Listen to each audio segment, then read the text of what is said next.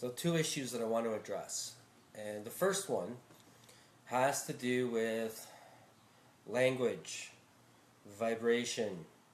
It's a part of managing and mastering your energy. The term BS radar detector, I understand what it is. I prefer the term discernment faculty, your ability to discern. It's a subtle distinction in terms of language, but it's important. Words carry vibration. Words have a certain energy. There's power in words.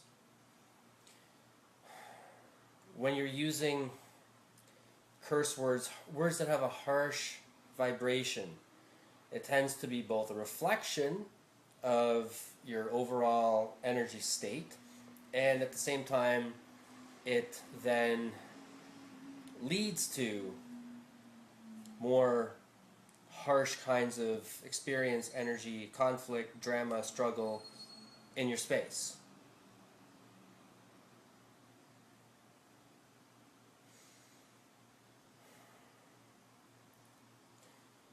So you might want to have a look at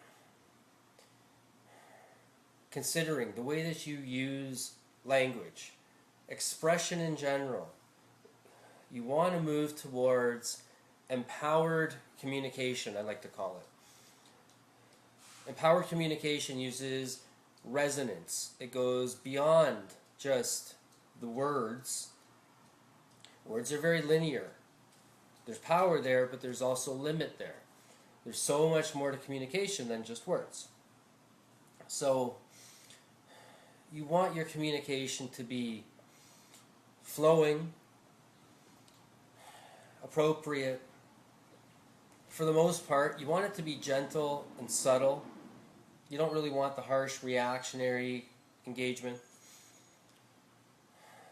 You want it to be attractive, compelling, so that there's a certain magnetism. You're connecting with people on multiple layers in your communication. It's a really nice sunny day today. I've got the door open. You're going to hear some ambient noise. Apologies, but it is what it is. And so then as you start to have intention, everything starts with intention. Pure intent it's a quantum effect. The intention, the focus of the human consciousness is paramount in this realm. Now, where it's in balance, where it comes from a place of ease and well-being and compassion, the outcomes will reflect that. You've heard of the law of attraction.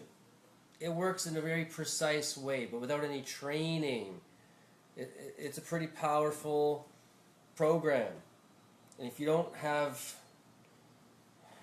significant, adequate training on it, it's just like any other power tool. You can hurt yourself, you can make a mess. Anyways, intention. The focused intention of the human consciousness. We tend to be, as humans, very much in motion. And what I mean by that is our thinking, our attention. We get distracted. We engage with things that don't really have a lot to do with us. We don't express in a concise, clear way.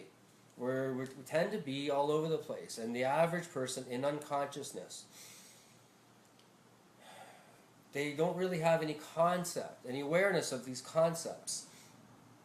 And the standard operating procedure for the average person, 99.9% of the population, they're in unconsciousness. They're in third dimension. It's a paradigm. It's a perspective. They're using their mental and emotional bodies in ways that they don't realize. Mentally, they're thinking about things. Often, they're projecting into the future, expecting things, having assumptions about what is going to unfold, what might unfold, what they're worried about unfolding, and layering emotion into that based on past experience, perception of past experience, really. That's engaging the emotional body. The emotional body tends to live in the past. Emotions are magnetic. Thoughts are electrical. As you use them together, it forms an electromagnetic pull, energy, interplay that draws frequency, vibration, light into configuration, manifestation. And so in unconsciousness, we've got all these unconscious beliefs, assumptions, opinions, perspectives. We tend to worry about things. We let things bother us. We get angry. Completely normalized behavior that you learn from society, from your parents, from media, from teachers. In general, that's what we see. That is what is normalized. You want to step out of that. There's no need for worry, anger, blame, guilt, judgment. Those are limiting for you. They're limiting your creation. They're limiting your potentials for experience. It's symptoms of an emotional body that's hemorrhaging. It's suppressed. The emotional body is what drives your intuitive, creative mind. All right, the intuitive, creative, the female. Think about it this way. It comes in through the left hand. The energy goes through the right brain, crosses over to the left brain. The left brain is what drives the mental body using the rational, logical faculties. That's the male energy, the yang energy. And then it expresses through down to the right side, the right hand. So it kind of forms a loop. It comes in, it comes out.